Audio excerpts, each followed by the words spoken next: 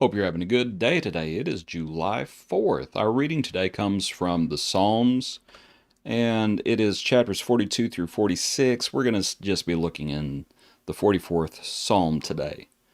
But here in Psalm 44, let's read a little bit. It is a contemplation of the sons of Korah. We have heard with our ears, O God, our fathers have told us the deeds you did in their days. In days of old, you drove out the nations with your hand, but them you planted. You afflicted the peoples and cast them out. For they did not gain possession of the land by their own sword, nor did their own arm save them, but it was your right hand, your arm, the light of your countenance, because you favored them. Namely, that God brought out his people, and God gave them the promised land, and it was done by God's favor, by his grace. It was not done because of their own goodness or through their own might. But as the psalm goes on, notice verse 9, but you have cast us off and put us to shame, and you do not go out with our armies. You make us turn back from the enemy and those who hate us and have taken spoil for themselves. You have given us like sheep. You have given us up like sheep intended for food, and have scattered us among the nations. You sell your people for next to nothing, and are not enriched by selling them. You make us a reproach to our neighbors, a scorn and a derision to all those around us. You make us a byword among the nations, a shaking of the head among the peoples. My dishonor is continually before me. The shame of my face has covered me. Because of the voice of him who reproaches and reviles, because of the enemy and the avenger, all this has come upon us, but we have not forgotten you, nor have we dealt falsely with your covenant. Our heart has not turned back, nor have our steps departed from your way. But you have severely broken us in the place of jackals, and covered us with the shadow of death. If we had forgotten the name of our God, or stretched out our hands to a foreign God, would not God search this out? For he knows the secrets of the heart. And we'll pause right there. So you can tell the nature of this psalm. As it begins, our fathers have told us of all your goodness in times past. But now it seems as though you have forsaken us. You've given us up, and we are in a bad place. And to think about some of the ideas that we might consider. Why had God done this? Why had God allowed his people, why was God allowing his people to suffer? Well, one reason is because all things work together. These things were working together for their good. Doesn't mean that everything's good, but things were working together for their good. There, as they said, the shadow of death was upon them. It was not a good time, but things were working together for their good. God was teaching them lessons that needed to be learned. You know, as it starts out, it's like, we're your people. How could you be doing? How could these things be happening to your people? You know, sometimes it is so easy to well, we're your people. Why would you allow us, your people, the ones who, why would you allow us to go through hardship? Well, maybe God's trying to teach us a lesson. Maybe God was trying to teach them a lesson. You know, here they are and they say, you know, we haven't turned to other gods. You know, sometimes what we have to do is we have to examine ourselves and realize, well, but we have sinned and come short of the glory of God. And maybe others, maybe the sons of Korah had not turned to other gods, but maybe others in the camp had.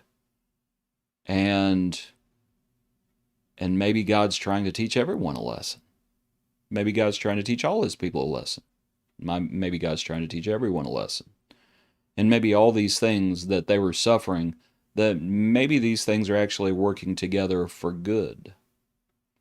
The second point I wanted to make is that what they need to realize, and what we all need to realize when we're in times of trial and suffering, that the present suffering just does not compare to the glories that await us. That the suffering just doesn't compare. That the suffering is temporary, but a home with Jesus is eternal. and that the things we face just don't compare. And we always need to keep that in mind when we're going through hard things, that the present suffering just doesn't compare, whatever suffering that may be. And I know full well there are people who have suffered infinitely more than I have. But whatever the suffering is, it just doesn't compare to what awaits us if we will be faithful. And that's the thing, as we think about the contemplation of the sons of Korah, they say, we haven't turned away from God. And let's look back at it. Our heart is not turned back, nor have our steps departed from your way. But you have severely broken us in the place of jackals. They say, we have not forgotten you. We have not dealt falsely with your covenant. What they're trying to understand is, why are we in this place? And let's just think about it. Even though they are in this place of extreme hardship, has it really separated them from God?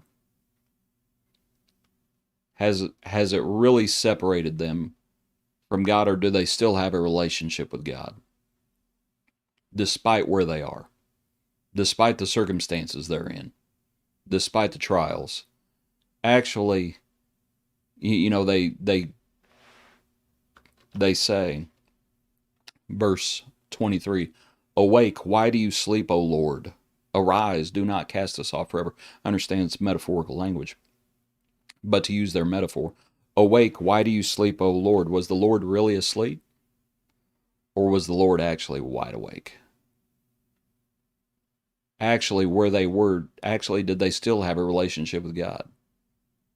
Yeah.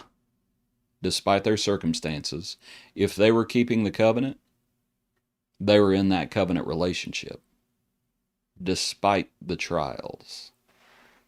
And that brings us to our verse. And it is verse, verse 22. Yet for your sake we are killed all day long, where we are accounted as sheep for the slaughter. I hope you recognize where that verse shows up in the New Testament, because it's in Romans chapter 8, in the context of nothing can separate us from the love of Christ, that we are more than conquerors through him who loved us. And I have tried to look at this psalm through the lens of Romans chapter 8, because I think that helps us to understand. Because here they are, and they're effectively saying, we're your people. Why has all this happened to us? Romans 1, 2, and 3. The Jews need the Messiah just as much as the Gentiles do. But the Jews, that we're your people. Yeah. But all have sinned and come short of the glory of God. And so what they needed to understand is, and then our points come more specifically from Romans 7 and 8, that these things were working together for their good. And that's what happens. And that the present suffering does not compare. And that nothing separates us from the love of Christ. If we're in that relationship, then we're in that relationship in spite of the troubles that we face. So, hope this psalm has been beneficial for you as we've thought about it. Try to make a connection to the New Testament passage that quotes it. Hope you're having a good day. Appreciate you. Hope you join us for our next brief look into God's Word.